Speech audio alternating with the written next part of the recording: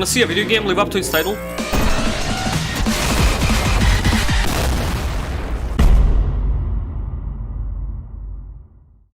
ULTRAKILL opens up surprisingly chill. I don't mean a laid-back day at the beach or anything, but a game called Big Murder, starting you off with a Mega Man X-like calibration screen that's all diegetic and stuff, is pretty neat. You get to set your audio levels and pick whether you want to make it look normal or like an ugly Christmas sweater. Don't worry if this is too pretty for you, cause you can make it look like Cruelty Squad running on a Virtual Boy with a few settings if that's what you prefer. Then you pick your difficulty, and you're given all the plot you need in 9 quick words. Mankind is dead. Blood is fuel. Hell is fool.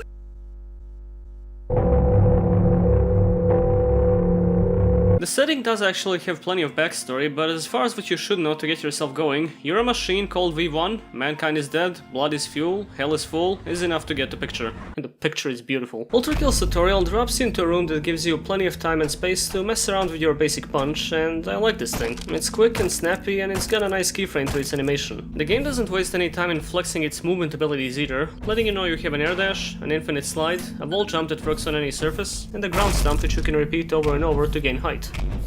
However, the most important part comes in the brief combat tutorial room, which tells you the only way to regain health is by soaking yourself in the fresh blood of your enemies. It may come off as a gimmick at first, because you usually expect a retro shooter to have basic health pickups, but it will become very evident why this is the case very soon. Remember, blood is fuel. You pick up some blue balls on your way out, and jump down a hole. These dark crimson elevators will act as your level transitions through the whole game, and they really tie together the whole experience of descending down the layers of hell much better than a door leading into a loading screen would. They're physical objects in-game as well. You can make your way up any of them if you want to, although they do have a ceiling and don't actually transport you into the previous level or anything. Well, enough about going down holes, let's go make some instead.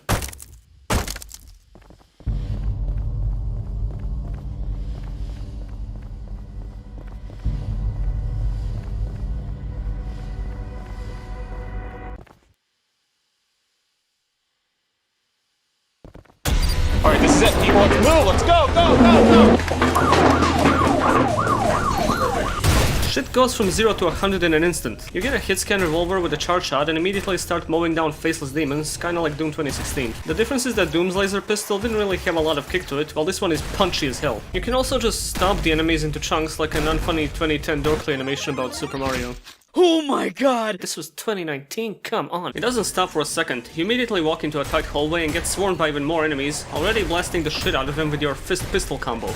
This glass panel in the next room teaches you about environmental interactions, which you can immediately start applying in combat to really appease that style meter quickly, and also have a laugh. The game soon introduces a pair of these ranged enemies, and they're not a huge bother because all they do is slowly fire these avoidable projectiles. It does make you fight them alongside a pack of melee demons immediately after, so you know you'll have to prioritize targets in the future. But ULTRAKILL is not about swerving away from projectiles, it's about doing this with them. Oh! Okay! This is a game that wears its inspirations on its sleeve, so when you're given literal style points for executing a well-timed parry, it becomes really obvious how you should be playing it. Royal Guard! Royal Guard! Royal Guard! And you are set free.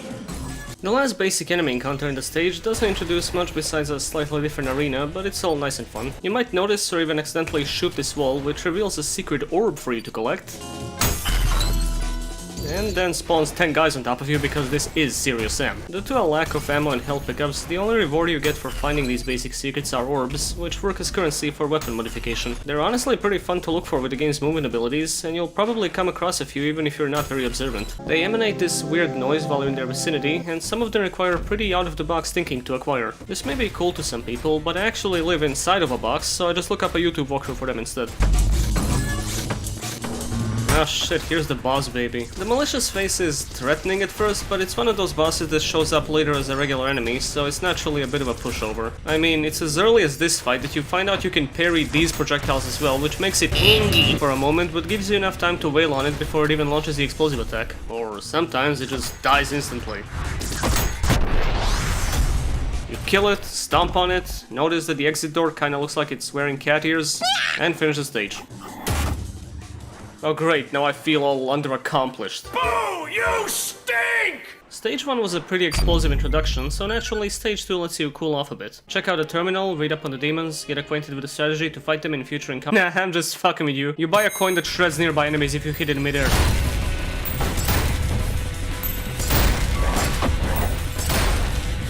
Power of money! You can also hit multiple targets if you time it right, shoot extra coins to stack damage, punch the coin into guys, juggle the thing for additional hits, or just bribe the enemies to leave you alone. I made that last one up, but what I'm saying is this shit is cash.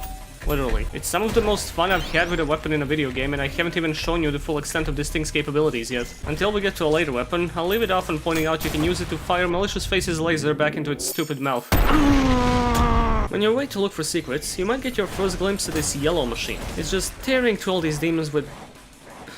It's fine, ULTRAKILL. It happens to all early access games, just don't worry about it. You get your first glimpse of this yellow machine, and it's just tearing through all these demons with no effort, kinda like how you were doing up until now. You can't interact with it from here because of the iron bars, but it does immediately make you wonder if it's a rival or an ally. The game is littered with all these cool bits of setup for upcoming encounters, and it really makes the whole thing so much more immersive. This stage in particular introduces some interesting, more advanced secrets, such as a way to fight the next stage's boss and get its weapon early, or... this.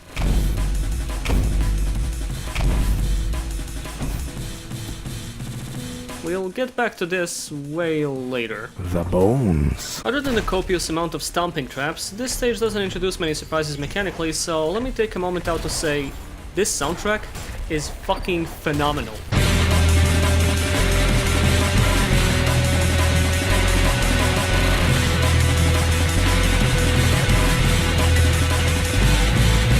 Retro-style shooters often go for heavy metal, sometimes synthwave if you're lucky, which is fine because the games are usually frantic and you need something fitting to back up the carnage on screen. But ULTRAKILL instead opts for a very distinct breakcore style that really gives the game's soundtrack a lot of identity. For a shooter that's so ludicrously fast and violent, an intense and kind of purposely messy layering of drums accompanied by guitar tracks does wonders to complement the gameplay and atmosphere. The game's director, Hakida, is also its composer and is a very musical person, so it makes sense that the OST would be so perfectly fitting. I don't want to dwell on it too long right now because each layer of hell has its own distinct style of music, which almost makes the first one sound basic by comparison, and also because I feel like the more I talk about any type of music sampling an amen break, the more I'm in danger of Hakida showing up at my house with a baseball bat. Breakcore, breakbeat, drill and bass, drum and bass jungle, fucking reggae jungle, fucking happy hardcore. Who the fuck names a genre happy hardcore? Fucking IDM, intelligent dance music? Fucking come on now. Stage 3. Things start getting vertical in this one. Once you get past some enemies, you might notice this glass ceiling that can be shot apart, but not reached by conventional means for now. I'm putting the emphasis on conventional. With the glass ceiling broken, all the oppressed groups shall prosper,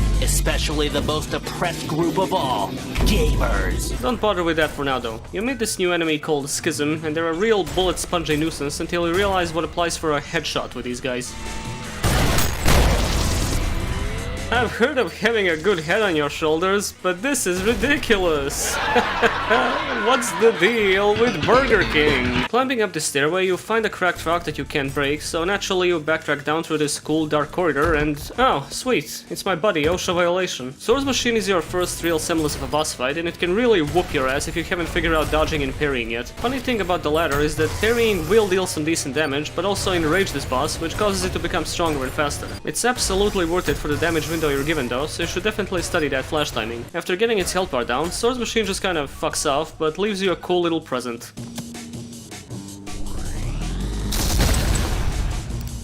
And this is where the game goes from good to great. ULTRAKILL's shotgun could humbly be described as butt-clenchingly orgasmic. Your default shot annihilates basic enemies, and the secondary fire is a grenade launcher that can be charged up for range. You can also shoot that grenade in mid-air for a bigger explosion, and most importantly, you can do this. Did you catch that? Here it is again. So what's going on here is shot, punch, shot, punch. Glitches that become features are like a less appreciated cornerstone of the gaming industry. Most people are aware of things like Quake's rocket jumping, DMC's air juggling, or Street Fighter 2's combos becoming staples of their genres essentially on accident. But it makes you wonder how often things like these still happen in modern games, especially indie titles like Hades or Food Effects Dick Dine and Dash. In ULTRAKILL's case, the fact that you can deflect most non-hit scan attacks and return them for added power means that your character ended up being able to literally punch the bullets as they're coming out of the shotgun to make them explode. As soon as you nail nail down the timing, it becomes one of the most addicting ways to dispose of enemy groups, and it's so in tune with the game's style that it feels like it was never a glitch in the first place. So the lesson here is... I don't fucking know. Nurture your bugs. They might save your life one day. You eventually run into this glass floor, and because your monkey brain tells you so, you can blow it up and jump down. Womp! Nice job, idiot! You're at the start of the fucking stage again! Oh well, time to backtrack. Well, at least this time I've got sufficient firepower. Insufficient firepower! It's time for a rematch with Swords Machine, and it's actually weaker this time around because you... well, you stole its gun that you're now using to kill it. So yeah, it's gonna be a little pissed. Don't get too addicted to projectile boosting, cause you're gonna start using it in melee range, and then this can happen. The funny thing is, the secret boss fight in the last stage is Swords Machine with both of its phases, and it actually drops the shotgun at the end of the first phase. It's a real bitch of a fight with the super tight space and limited firearms you have at the moment, but it's a cool discovery and beating it is required for the stage's challenge. It was actually intended that the boss would not spawn in the next stage at all if you cleared this fight beforehand, but the dev thought the empty arenas would confuse the players that stumbled upon the secret and did not want to rob them of the intended experience, so the idea got scrapped. Soon enough, you beat its face off and also beat the level. Okay, so it's gotta slow down a little after the first real boss fight, right? Well, of course not. You get a triple pump charge on your shotgun that turns it into a weapon of mass destruction if you overcharge it. It hits you for 50 damage, unless you quickly dash out of it, in which case it doesn't hit you at all. It can also launch you a mile in the opposite direction of what you're facing, which is how you're intended to get through the ceiling in the last stage. Did I mention you can also use the shotgun up close to parry and attack the way you would with a fist? Also, now that you have an alternate shotgun mod, you can quick swap between the two variations to cancel the weapon's reload animation and maximize your damage output. If the sound is cutting off, you're doing it right. Whew. This insane amount of movement and weapon tech that you can pull off on the fly regardless of enemy type really gives the game a bunch of replayability. There's a point to be made here about giving the player a smaller number of tools, but having those tools interact with each other in various fun ways to intrinsically make people want to constantly swap and experiment with their effects, as opposed to adding dozens of separate combat options without too much depth to any of them. Now that you have a weapon with a lot of crowd control, the enemy counts increase exponentially. You would think this is a problem, but if anything, it only showcases how ridiculously powerful this game makes you feel when you do stuff like this. The only issue here is that I think the style meter is a bit too lenient. While it does account for weapon variety, it seems to heavily favor damage output and kill counts. This is a game where many things die quickly and simultaneously, hence the name, and it just kind of feels weird that blowing up a bunch of trash instantly skyrockets you to ULTRAKILL rank. It makes sense in DMC, where killing a whole group of enemies within 2 seconds is a rare feat, but in this game, explosions are like a shortcut to a perfect style ranking. Don't get me wrong, it feels good to see it, I just wish it felt a little more earned. Stage 5, last part of the prelude. This one does actually slow down a little bit, but only because it's leading up to a boss fight. Your first time around, you'll probably go through this short obstacle section, but on subsequent playthroughs, you realize gravity is a matter of opinion and just do this instead.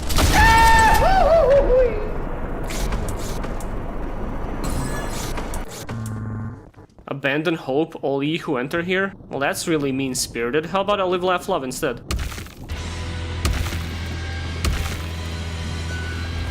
I guess he didn't like the idea. This is a boss named Cerberus that stands in front of the gates of hell. And yes, it is weird that it's just some big rugby-playing white guy. There is actually a story reason for this, but even if there wasn't, I would honestly still think it's kind of a cool and unusual choice to not just make it an evil dog. These statues were all over the earlier stages, so it's a neat payoff that they actually come alive and fight you. Halfway through the first statue's health bar, the second one wakes up and it gets really hectic, especially because the arena is pretty small. When one of them dies, the other becomes enraged, so you have to kill them in quick succession if you want to stay out of danger. This is a good spot to find out your dash has iframes on it, which you can use to avoid getting damaged by the shockwave. Or you can take the pacifist route and just let them die for you. You should kill yourself now!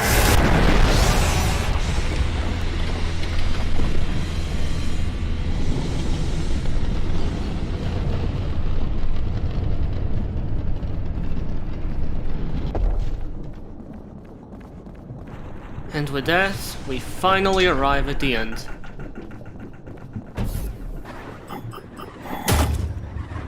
The end of the tutorial, that is. At this point I was ready for anything. The game has proven itself to be a perpetual curveball, so any surprises on how much further things escalate are gonna fall flat in the wake of my preparation. It's time to look directly into the face of true hellish intensity as it pounds me right in the...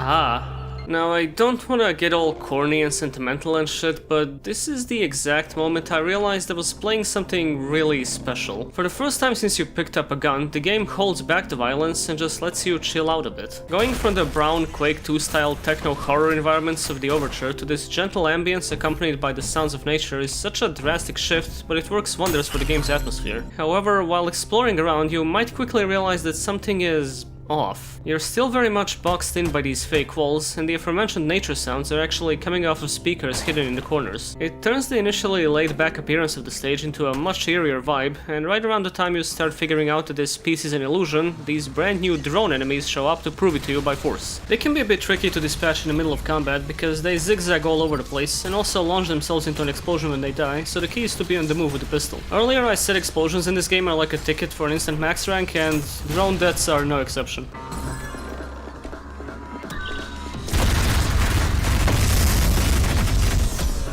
Oh, I got a new weapon, I think. The nail gun is weird, or at least weirder than it should be. It can easily mow down a horde of enemies and makes quick work of malicious faces, but what the hell is this shit? An ammo count?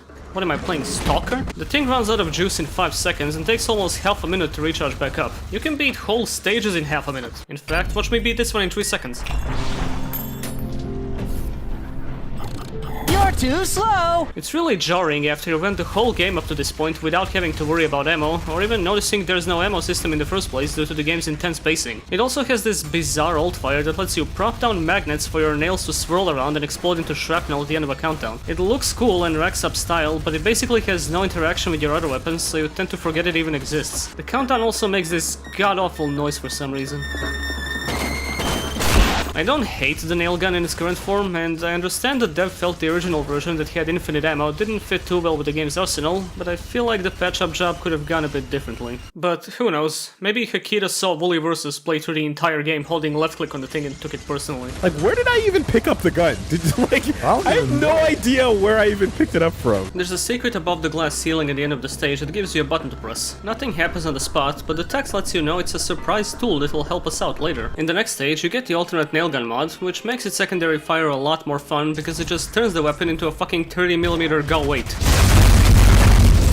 The layout of this stage is already a bit more unusual, with 2 locked doors at the start. Going through the door up top leads you through a dense hallway packed with enemies, which means you get to do funny stuff like this. Soon enough you pick up a blue skull and circle back around to the hallway, where it turns out somebody made a bit of a mess out of the whole stage.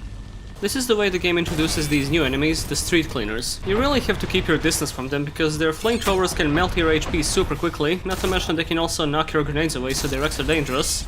Is what I would say if you didn't also have this option. Oh, hold up, I missed one. If you take the time to check out the secret in the room you just unlocked, your old pal Cerberus wakes up, although it's only one this time. Still a really good way to escalate the enemy encounters though. Besides an orb, this room to the side houses a very peculiar secret, which you access by blowing up 2 cracked walls.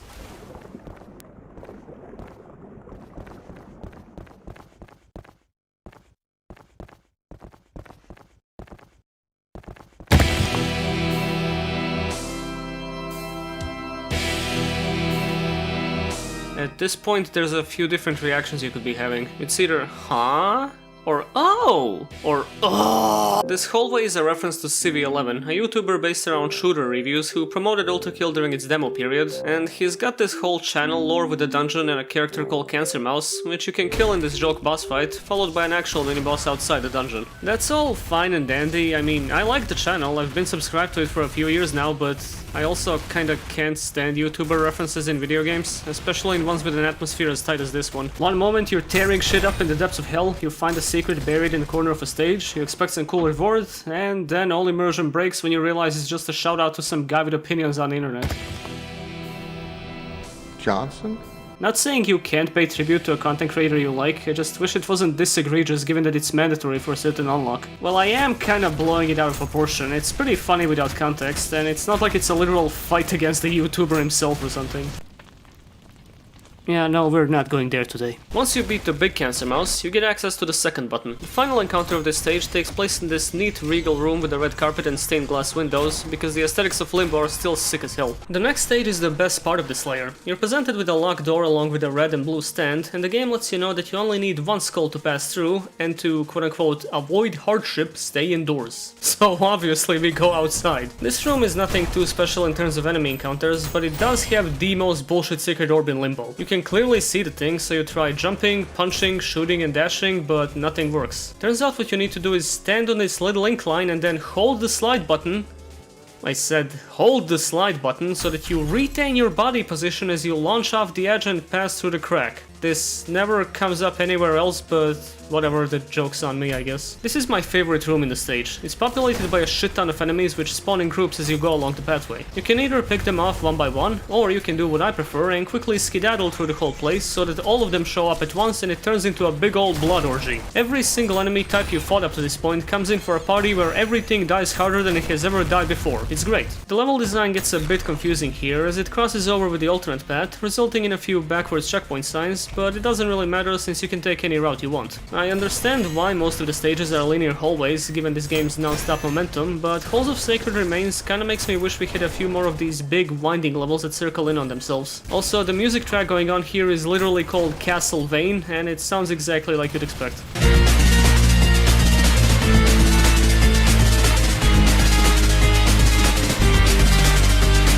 One skull will open the door in front of you, but two skulls will open the door behind. What awaits for you there is an extremely subtle blink and you'll miss it reference to DMC3.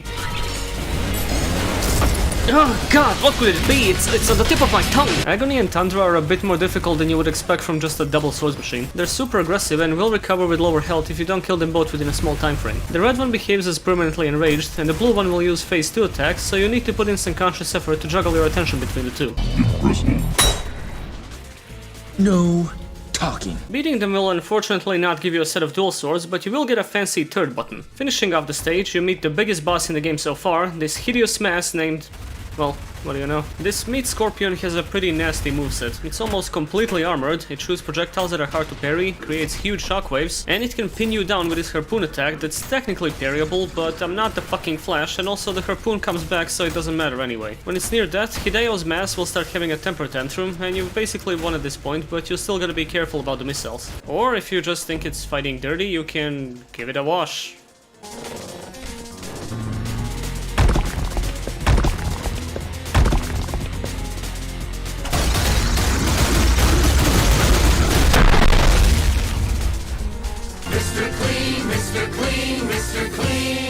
With this victory, you reach the climax of Limbo, Claire de Lune. The stage plays the titular piano composition, and while it does fit beautifully with this serene environment devoid of enemies, I also decided to believe that Hakira put it in so that the game would have some sort of bussy in it. Not like there's no precedent for this. There's a huge door in your way that requires 3 blue skulls to open, so you're sent on a little scavenger hunt through this mansion. You'll find a piece of written lore detailing the descent of somebody being driven mad by Limbo's artificial structure, and seems to be awaiting absolution at the hands of somebody named Gabriel. This is already pretty unusual as far as the game's presentation goes, but the real standout part of the boss build-up comes after you place the first blue skull and go back to the door.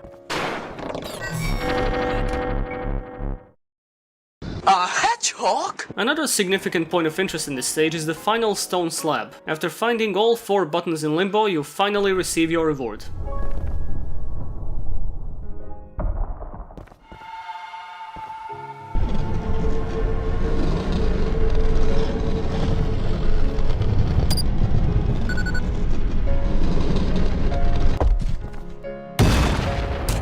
Oh, that's the sound of success! The alternate revolver is a variant of your starting pistol, which deals more than twice the damage per shot, but reloads way slower. The piercing alt-fire hits through more enemies, and the coin hits one enemy multiple times instead of splitting when you shoot the sweet spot. The sheer damage output on this thing, combined with its great sound effects, makes it super satisfying to use, but it's not a straight upgrade over the original. It's basically impossible to quick draw due to its long swap animation, so you can't rack up your DPS the way you can with the default, and in quite a few places, split coining is a lot more preferable over multiple hits on a single target. The point is that it's a fun side grade with its own pros and cons, as opposed to a boring flat percentage increase on your weapon, so you get to decide whether you want to use it or not. I love that the dev put this much attention into making the basic starting pistol relevant through the whole game, instead of being like, yeah, just get rid of the pea shooter, they'd forget about it the moment they get their hands on the shotgun anyway. It's basically clogging up the inventory.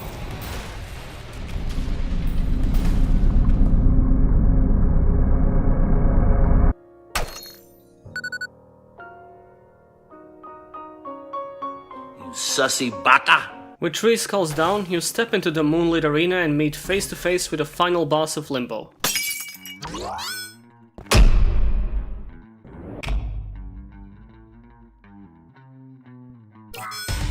Wow, he is literally me! V2 is a great rival boss in the way that it puts you up against a copy of yourself which has fewer weapons, but is most likely utilizing them better than you are at this point. You're objectively stronger when it comes to the loadout, it only having the default pistol and both of the shotgun variants, but you won't get far without using your own tools on a higher level. It's the closest you get to a versus multiplayer encounter, which has long since been deconfirmed as a feature, but it's hard enough dealing with one of these, so I'd rather not imagine what kind of clusterfuck an online free-for-all would look like. See, the fight itself is a bit messy. V2 is a really fast and lanky target, so it's not rare that you spend half the time just looking for the damn thing when it decides you're not worthy of having it in your line of sight. Its movement is super erratic, and your only clues on what it's gonna do next are its wing colors, which does help to know, but you're sure as hell not gonna figure that out before you brute force your way through the fight. At its best, this is an extremely fun battle against a rival character on even ground. At its worst, it feels like trying to slap a mosquito out of midair. Hey, wait a second, are its attacks flashing? Oh, I can just do this then.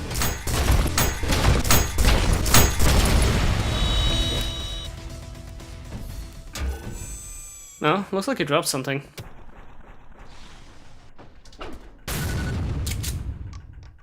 This seems kinda dangerous. I better go give it back. Mission complete! Before I head into the next layer, I want to bring attention to V2's terminal description. It claims that V1 was made as a highly efficient war machine with special plating that allowed it to refuel itself using blood from the battlefield, but its production was cancelled due to humanity achieving world peace in the meantime. However, V2 was built during this time of peace, but with a more durable exterior without healing ability, as it wasn't necessary due to the absence of war. So this whole world peace scenario leaves me with a few questions. Why was V2 built in the first place, and how did decommissioned machines end up destroying humanity? We just don't know. The game is not done yet, so we don't have concrete answers to either at this point, but what interests me the most is, was there a purpose to programming SAS into V2's code, or did it pick up the habit somewhere else? Its smug aura mocks me. Layer 2 starts off looking kinda like a mid-2000s corridor shooter, but immediately mixes it up when it puts you into a platforming section over a tall bottomless tower. You can use your new arm to knock back enemies and projectiles, but it can't parry like the blue one. What it can do is make the funny screams happen. Why do they sound like that? The real introduction of the last layer is wonderful. You're basically catapulted onto a high-rise bridge between a set of massive buildings, extending over a cityscape surrounded by a dark violet sky. And there's a weird guy. The director made it this way because, while the game's layers of hell aren't directly based on Dante's Inferno, some inspiration is lifted from parts of the work to make each of them unique in their own way. For Lust, the intense winds that served as punishment became the basis for setting the stage high up in the air, which is also reflected in its gameplay. Bridgeburner has the most verticality out of any stage in the game, requiring you to ascend 2 different towers to complete it, as well as being packed with bounce pads and death floors. You can use these to your advantage to send enemies flying down for easy kills, or sometimes this happens, but at least it's funny.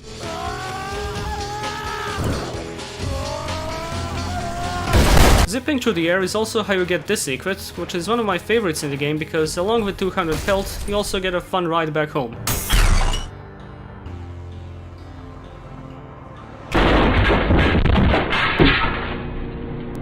Hey Ron. Hey Billy. There's a lot introduced in the second Lust stage, especially for a level that challenges you to beat it in 60 seconds. First of all, there's Pepsi Man with a gun. Second, this is a really interesting environment compared to what we had so far. It's basically a condensed city block that seems to have been populated at some earlier point. There's rooms you can enter and see skeletal remains in the furniture. People lived here. People shat here, and the entire stage is accompanied by this really melancholic track that implies this town was subject to some sort of tragedy.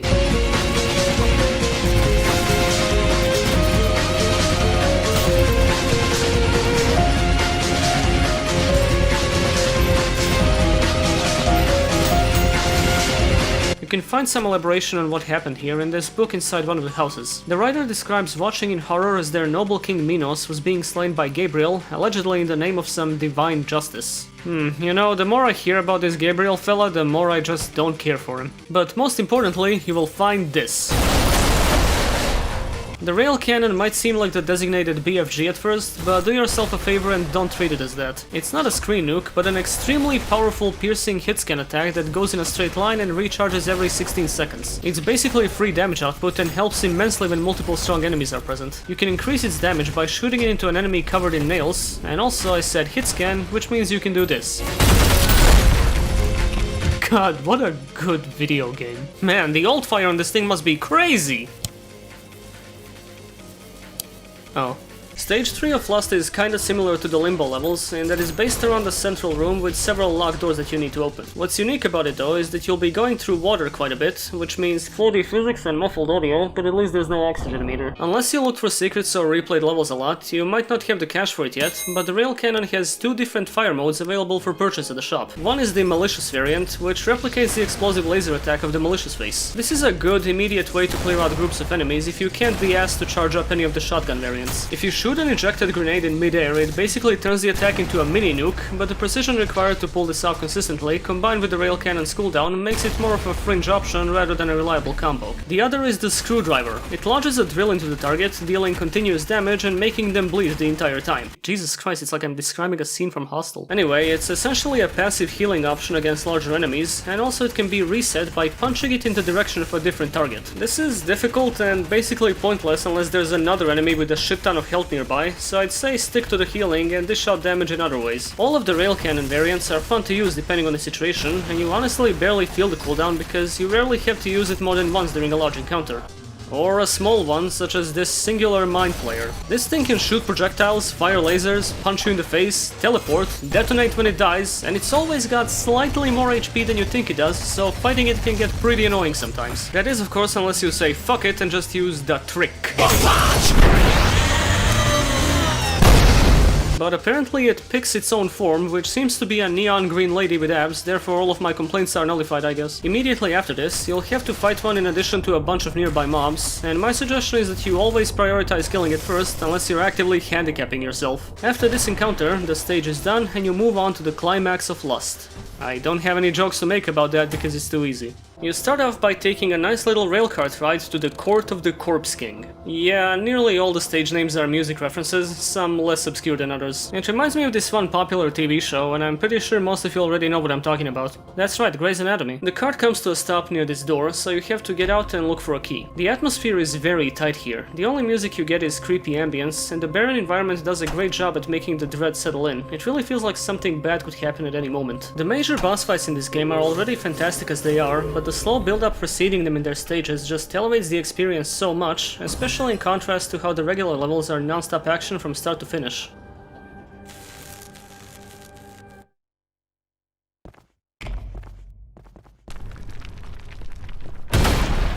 According to the stories I've heard, this seems to be a faithful depiction of the New York City subway. The giant fist can seem tricky, mostly because you don't have much room to maneuver, and its shockwaves cover a lot of ground. They're telegraphed pretty obviously though, and it's nothing you can't avoid by practicing your slam jumps and air dashes. Soon enough, this manicure session ends, and you're free to proceed through the rest of the tunnel. But you know what? Fuck public transport, I ride with the wind! Soon you reach another station, go fetch another skull, and then things get rumbly. Oh hey dude, I'm sorry, the 7 PM just left. Why is everyone so mean to me? At first, the corpse of King Minos appears to be a standard action game Colossus fight, meaning it will stand behind a chest-high ledge and periodically throw a punch as you pump it full of lead. However, he's also got this dangerous orb attack that follows you around to the whole boss phase and reduces your HP to 1 on contact, leaving you unable to heal for a while, which keeps you on the move the entire time. The second phase gets pretty nasty, as it turns out the giant corpse is actually being reanimated by these parasites that can attack you with different kinds of projectiles. It's a fun fight that can get pretty hectic with all the orbs going around, but there's a certain aspect to its design that makes it go from cool to mondo cool. You can parry the punch! This is such a good way to increase the fun ceiling of this fight, which is pretty telling as it has no ceiling. It's also a great way to give the player an option to utilize the melee attack in a fight that initially seems like it would have no use for it, especially when it's revealed as a challenge after you beat the boss, and makes you go, hold up, I can do what? It rocks how such a basic combat option being carried over into a boss fight against a colossal enemy not only made the fight way more memorable, but retained the feeling of controlling an unstoppable powerhouse, which would have definitely been diluted if you couldn't do anything about the punches but run away from them. The longer the icon of sin is on Earth, the harder the global economy will crash. After dealing the finishing blow, you go do the only thing that makes sense, which is of course getting yourself warded by an old man. I know the next layer isn't literally set inside of Minos, because it makes no sense, and the elevators are meant to be more like surreal transition areas, but fuck you, I'm still going with the Magic School Bus interpretation. What's that? Girl, that's a booty hole. It's time for the final layer of Act 1, Gluttony. You play as Osmosis Jones going through the body of King Minos, which seems to be 100% anatomically accurate. He's got extra spicy stomach acid from all the Red Bull he used to have for breakfast, so you have to watch out for that while dealing with the most brutal enemy lineup in the game so far. That's basically the whole point of the stage. It's a visually striking gauntlet of all the enemies you previously faced in the act, putting your skills to the test with the encounter density turned up to 11. I really like this segment with the MC Escher Bone Walkway becoming illuminated as the soundtrack intensifies. You can skip most of it by just jumping around the place, but it's fun to dispatch enemy groups when they spawn as you're going up and down the stairs. Oh man, I thought this guy was rooting for me. The next room has you trying to deal with this clusterfuck, followed by multiple malicious faces, and the one soon after that has a mind flayer that you need to fight while surrounded by a lake of boiling piss. Like I said, it's a gauntlet, and it comes before the act's final boss, as the layer only consists of 2 stages, so there's not much else to show here. No, it's not time for that just yet. Give it a few minutes, we'll get there.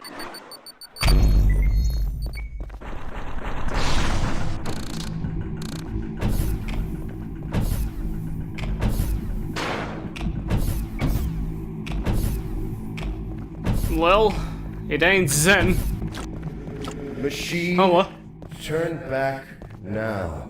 Jesus? The layers of this palace are not for your kind. Palace? Turn back, or you will be crossing the will of God. What do you mean, palace? We're literally inside of a guy's asshole right now. You know that, right?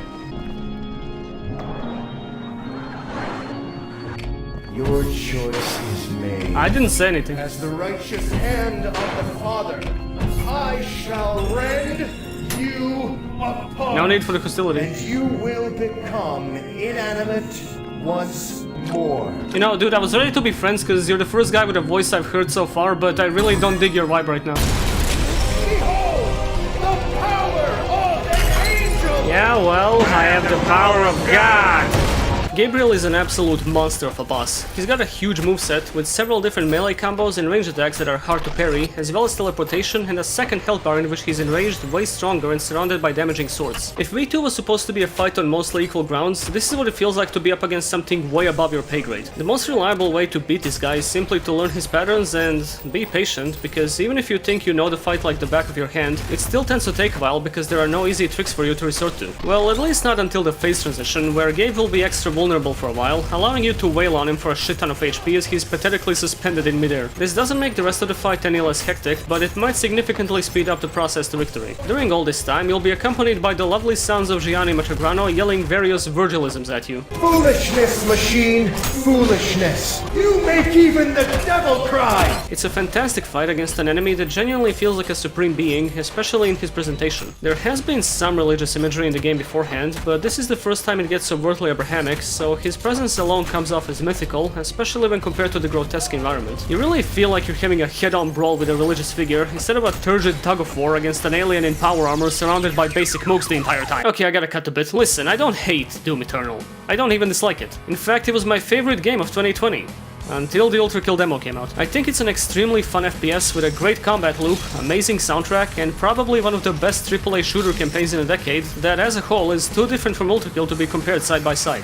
However, I also think most of my problems with it are remedied by ULTRAKILL. Instead of doing nothing in basic combat due to having to balance the healing system, the punch is a core part of your arsenal. Instead of getting healed by killing enemies, which means trash mobs need to be around 24/7, you heal by just dealing damage so you can still have intense one-on-one fights. Instead of the weapon tech being limited to quick swapping, you have a bunch of interactions between your abilities. Instead of the low amount of natural momentum, you have more speedy movement options than most 3D platformers. Instead of the Funko Pop shelf, there are no Funko Pops on the shelf. In terms of gameplay, going from ULTRAKILL back to Eternal feels like going from Ninja Gaiden to God of War, but in terms of control complexity, it feels like going from the Atari joystick to the Steel Battalion command board. It gives you so many tools, but their functions are restricted kinda tightly, which doesn't allow for a lot of mix and matching. This isn't a problem by itself though, because the thrill of survival with the options you're given can still feel amazing, especially in super hard enemy waves where I think the game shines the most. You could more accurately compare ULTRAKILL to 7th gen stuff such as Vanquish for its combat tech, or hell, even Bulletstorm for the kill with skill emphasis. But Doom Eternal is the most recent point of reference, and there was definitely an attempt to give it more of a character action game pacing, so I don't think it's a completely unfair comparison. I, for one, hope that this emerging genre of stylish action shooter catches on, but I feel sorry for anything that has to live up to ULTRAKILL.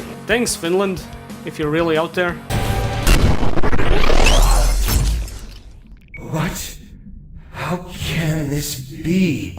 Bested by this thing?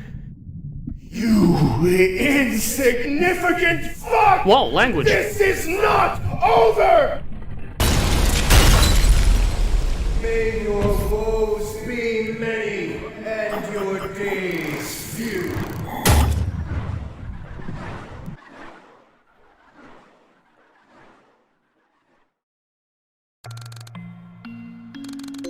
As you can tell, Gabriel's downfall is very ungraceful. His sudden whiny outburst upon defeat is followed by a scolding from the Angelic Council and the removal of the Father's light from his body, as he was deemed unworthy to wield it after the humiliating loss. He is given 24 hours to rectify his mistake, leaving him with a burning rage directed at machines. Damn, now I feel kinda bad for the guy. Let me read his log entry. One of the most respected and feared archangels, Gabriel earned his reputation through power and efficiency. Regardless of the task given, Gabriel would always perform it quickly and Hold the fort. He hated Jews. I'm sick of these kind of characters. And so, Act 1 of ULTRAKILL comes to a close. Or does it?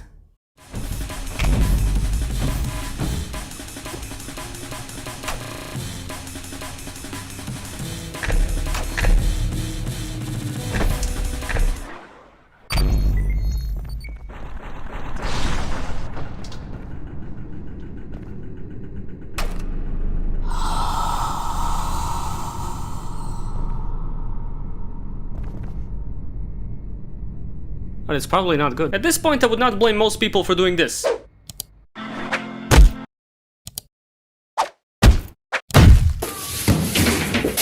But the whole thing is a lot less frightening when dissected. You see, each layer of ULTRAKILL has a secret stage that's accessed by unusual means and presents a complete departure from standard gameplay. In the prelude, placing the secret skull on a blue pedestal leads you to a 2015 Screamer bait Slender clone. You're meant to find the exit from the dark maze while being chased around by a spooky stickman that announces itself by breathing in your ear. I don't see what the big deal is, we have one of these at a local park. You only have the default pistol in this stage, but you can still defend yourself when it comes close, and as these things usually go, after the initial scares, the fear and repeat attempts is mostly replaced by annoyance. It goes from oh Jesus to oh goddammit. I will admit though, I really like this hilariously evil moment where you finally find the blue pedestal and think the stage is over, and then the door opens revealing a different skull you need to put down. Time for another meeting with the pee-pee poo-poo man. This is an optional level in every sense of the word, so you really don't have to bother, but if you genuinely feel like playing it, my suggestion is hug the right wall for the blue skull and try to find a way up for the red one. Your reward for going through this dark descent seems to be the words of God regretting the creation of man. Possibly after seeing them make the stage. The secret in Limbo is accessed by throwing a coin into the fountain, as demonstrated quite a while ago. This might come off as too cryptic, but the levels containing secret stages usually hint towards it with a challenge, so it's pretty fun to figure it out for yourself.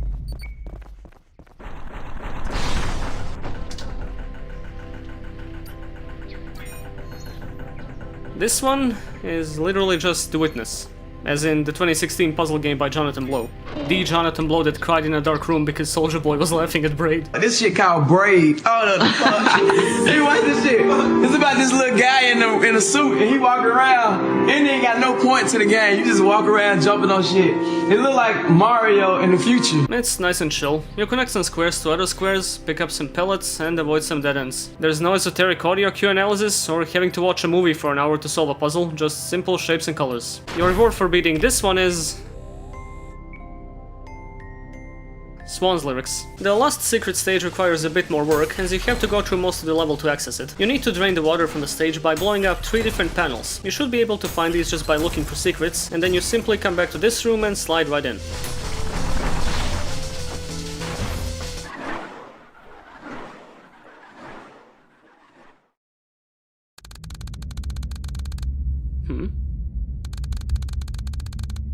Huh?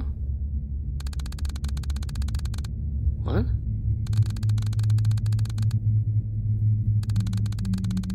Oh, this is pretty ominous.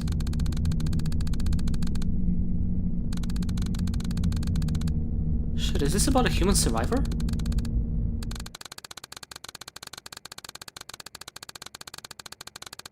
Oh man, something's gonna happen.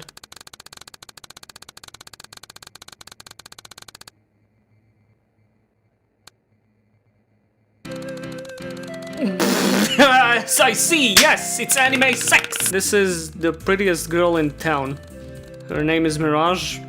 You're both late for school, and she's really rude.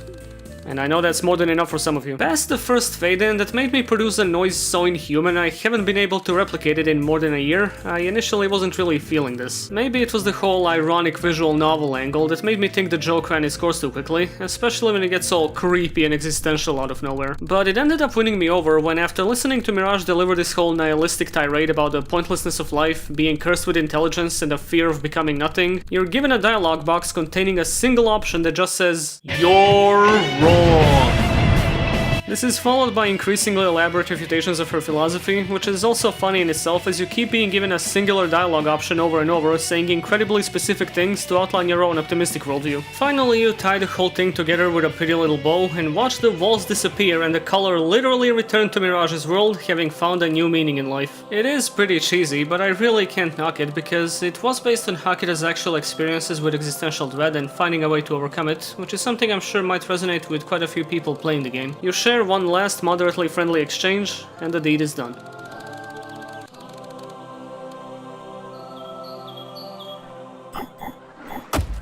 Anyway, did you know the New Blood store sells official body pillows? To access the secret stage in Gluttony, you have to jump off the stairway onto this lonely platform in the darkness. But that would be a bit too easy, so it turns out your progress is gated off.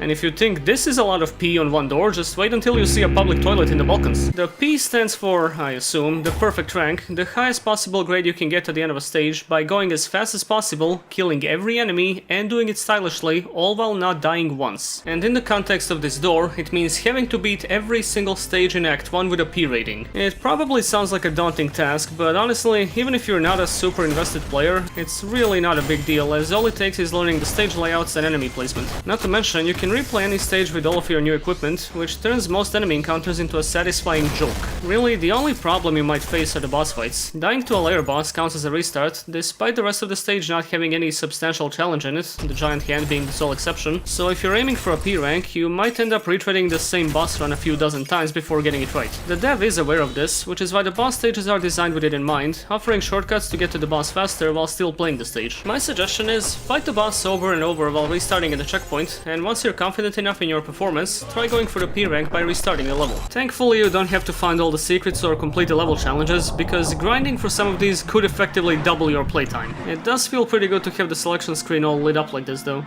However, I gotta say that my favorite part of the whole ordeal is the silly implication that P ranking some stages would be enough to prepare you for what's behind the door.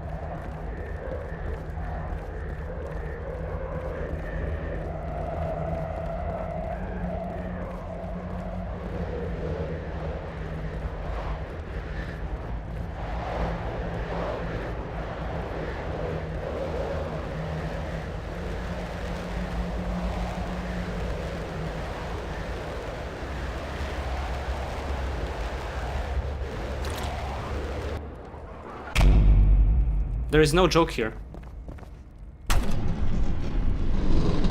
That's just the best build-up to a boss fight I've ever experienced in my life. Let me be clear. The Flesh Prison is a nerve-wracking battle in every sense of the word. The visuals are nightmarish, the music is more chaotic than ever, and the boss itself is essentially a 3D bullet hell. It can send out dozens of projectiles, hit you with a vertical light pillar, spawn Minos' homing black hole, as well as summon 10 minions which attack you, and then get used as a healing source by the Flesh Prison if you don't kill them all quickly enough. You have to carefully manage your targets, as damaging the boss too much triggers the healing phase early, but taking too long to dispatch the minions without focusing on the Flesh Prison can make the fight insanely drawn out and exhausting. Becoming aware of this vicious cycle can be pretty demoralizing at first, but resorting to the good old circle strafe method and combining it with standard coin shots to take care of multiple minions is a reliable way to get the upper hand. Eventually you get your shit together, finish off the meat cube, watch it explode guts all over the place, and then this happens.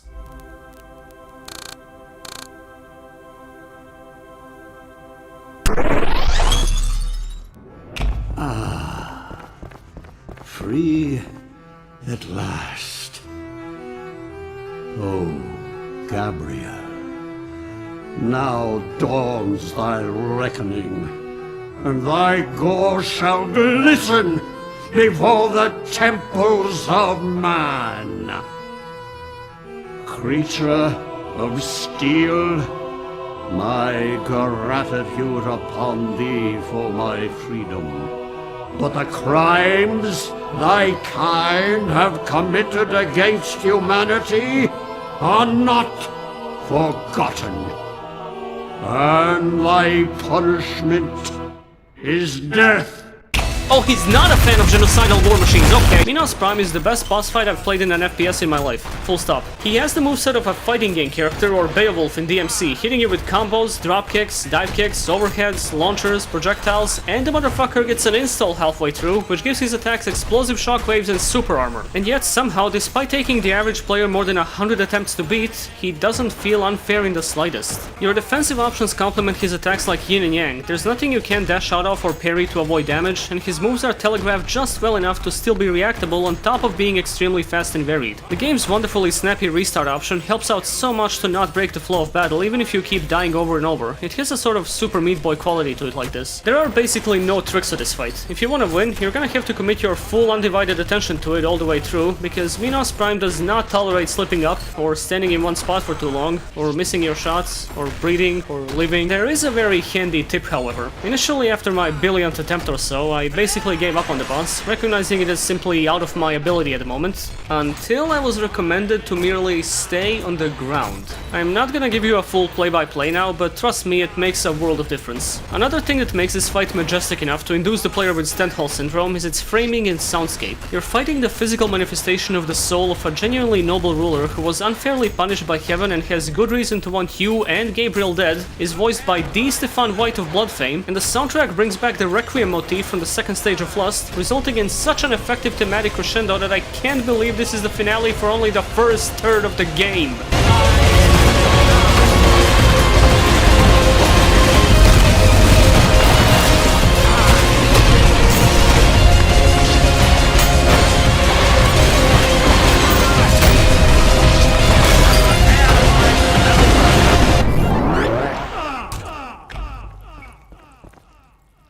Forgive me, my children, for I have failed to bring you salvation from this cold, dark world.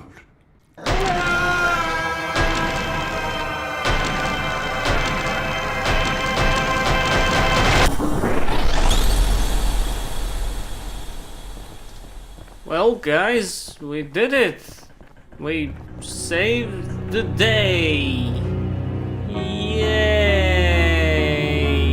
The terminal at the end of this stage is pretty unique in that it's clearly a work log written by a human being and not a journal entry of some pissed off deity. It explains how the elevator room terminals are able to slowly transfer matter as information via radio waves across different areas and then reconstruct that matter at the destination. Before the Hell Exploration project was shut down, humans managed to transport one item, that being a vinyl record of Russ Morgan Orchestra's single Were You Foolin', which is the song you hear at the terminals. Apparently, now the terminals use the record to lure machines into a symbiotic relationship, but but we don't know what this means yet because it's written like an SCP article. For undetermined reasons, the playback never gets to the vocal part of the song, which led to the joke that the terminals are too shy to sing, although some mechanics have allegedly claimed to have heard the vocal track, but only while they had no recording equipment on them. What, were Bigfoot and Nessie there too, jamming out? Anyway, you drop down the hole like usual, get humiliated by the results screen, and then finally, Act 1 of ULTRAKILL is actually over. Or is it? Yes, it is, but there is some extra content, primarily the cyber grind. Not quite a bloody palace, as the enemy waves and even stage patterns are randomized, but the point is still to last as long as you can with all of your tools against an onslaught of enemies. It's pretty messy and not balanced very well, but it is non-stop ULTRAKILL action accompanied by some of the best music in the game, so I can't complain too much. You can even edit your own patterns and enemy spawns at the programmer's website, and also change the textures of the whole place as you see fit. This right here, this is my happy place. This is the way it was meant to be played. There's also the sandbox, which, you know, you've just been in this place before. You can use it to recreate your middle school dodgeball experience. Ballin'. Ugh, this mass is hideous in nature. Let's ULTRAKILL it.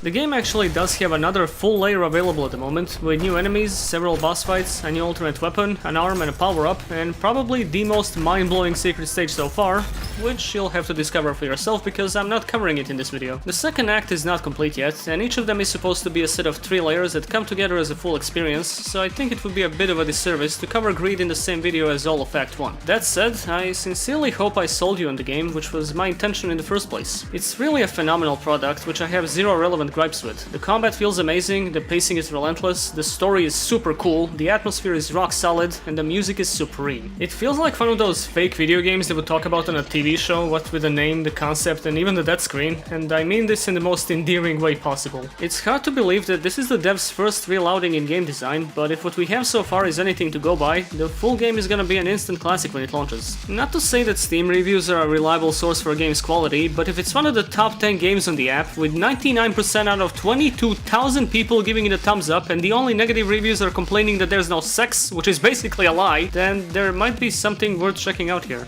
I hope you enjoyed this review of ULTRAKILL Act 1 Infinite HYPERDEATH, and I'll see you next time. Here's one final message for Hakida. Please, never fix this.